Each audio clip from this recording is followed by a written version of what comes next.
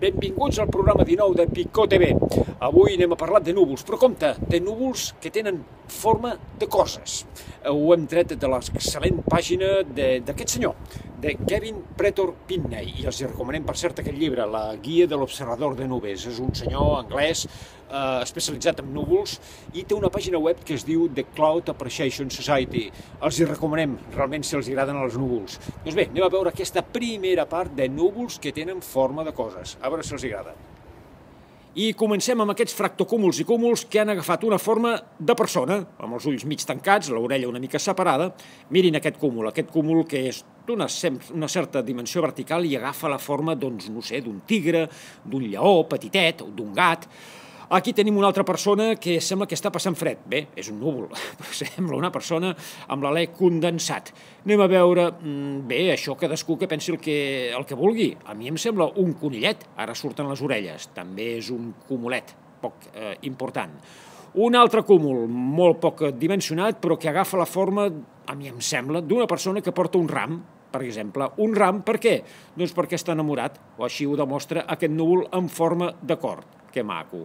Ara veurem més cúmuls, uns cúmuls que han fet un forat, una escletxa i que agafen la forma, el perfil, el contorn d'una altra persona. Atenció al següent. No sé què és el que veuen vostès, però a mi em sembla això com el cap d'un cavall. Realment impressionant. Els ulls, el morro que surt per la part inferior. Perfil d'una altra persona, que és potser el fenomen més curiós i més freqüent. Aquí tenen el nas, les celles, la barbeta. Atenció, a veure què surt per aquí dalt. Doncs sí, és un peix volador. Vaja, és un núvol, però sembla un peix volador. Una altra persona, aquesta sembla que té pressa. Les cames, ajudeu-me, els braços amunt i avall, i ara surt el cap. I acabem amb un núvol majestuós, tan majestuós que sembla una mena de monstre, de colors. També és un cúmulus congestus. La setmana vinent, més.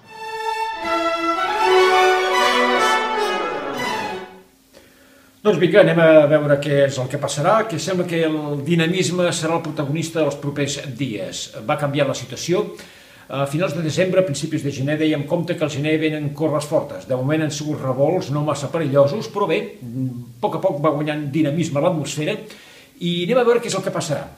Primer de tot, però, volem ensenyar aquesta imatge de les catarates del Niàgara, que per cert tornen a congelar-se notablement des de fa poques hores, des de fa 12-18 hores, perquè una nova invasió d'aire molt fred afecta aquella zona dels Estats Units, gran part de la zona centre i est dels Estats Units. Però aquesta imatge és del 1936 i podem veure tot el que és el riu, la llera del riu i totes les cascades completament congelades, cosa que es veu molt de tant en tant. I el 1936 va passar. Però bé, anem a veure, deixem el passat i anem a veure el futur. Aquesta és una situació prevista per demà divendres. Vegin com l'anticicló de les Açores és ferm, és fort, ens afecta relativament, sobretot a la meitat oest de la península Ibèrica, baixes pressions a Itàlia i entre els dos un flux de vents del nord-oest forts, carregats de molta humitat, que deixaran una bona nevada, una gran nevada al Pirineu. Però compte, és una massa d'aire que en el seu origen és força càlida, per tant les cotes de neu pujaran notablement. Els vents seran molt forts, ho podem veure, fortes pertorbacions també cap a Islàndia. Anem a veure precisament el mapa de temperatures a uns 1.500 metres. Podem veure com les isotermes de 0 graus a 1.500 metres es retiren i ens envaeix una massa més càlida, de 5 graus a 10 graus positius a 1.500 metres. Per tant, la cota de neu, que pot començar relativament baixa, cap als 1.000-1.200 metres, anirà pujant ràpidament al vespre i sobretot la nit de divendres i dissabte cap als 1.500 i possiblement fins i tot més amunt. Per tant, pluja per sota d'aquestes cotes i neu molt abundant, però a cotes relativament elevades. Els vents forts o molt forts del nord-oest i a la costa es poden assolir temperatures de 15 a 20 graus amb aquests vents amb efecte fent forts, rafagosos i relativament càlids. Un temps no massa bo per l'estat físic i fins i tot anímic, perquè provoca alteracions en el sistema nerviós aquest tipus de vents relativament secs a la costa i prelitoral. Miren les precipitacions molt abundants, com deien, Cantàbric, Pirineu, Prepirineu, gran part del Pirineu, però especialment al seu vessant a la seva part occidental i també a la cara nord, però transversant a la cara sud. Això, repetim, és de cara a demà, sobretot demà a la tarda, demà a la nit i la nit de divendres a dissabte.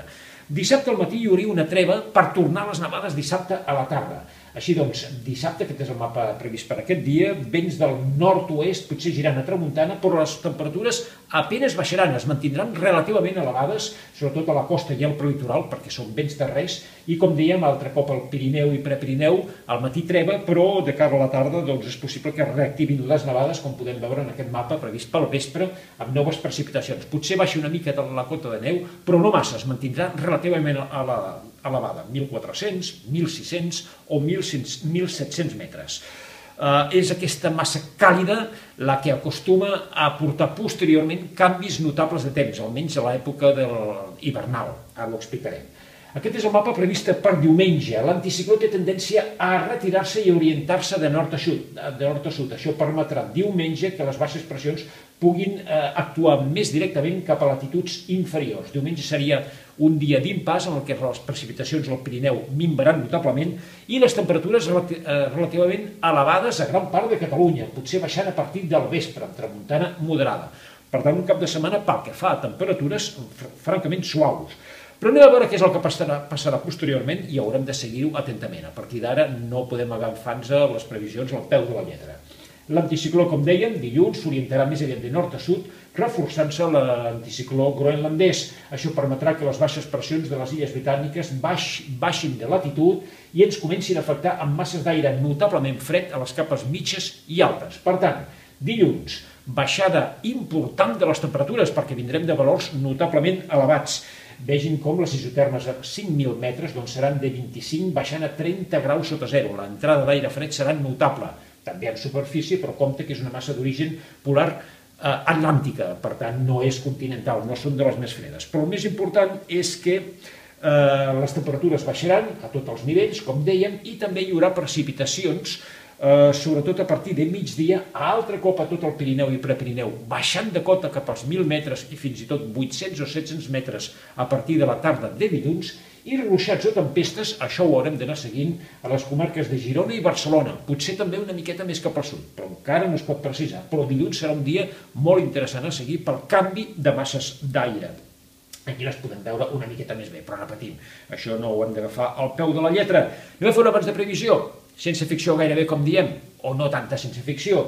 Aquest és el mapa del GFS dels americans.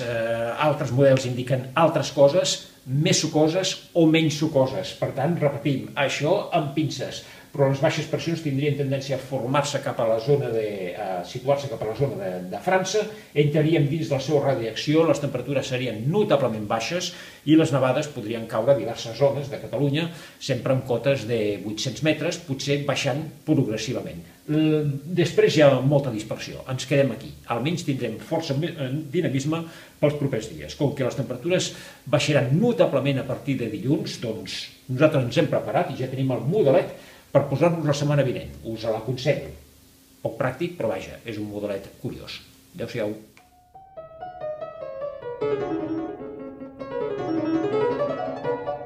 I acabem, i ho fem com sempre amb les vostres imatges. Anem a gaudir-les avui acompanyats de música del classicisme, de Joseph Haydn. Escoltarem al principi del quart moviment de la sinfonia número 6, anomenada El matí. Va fer 104 sinfonies. Doncs vinga, això és tot, i ja ho sabeu, tota la meteo a pico.cat.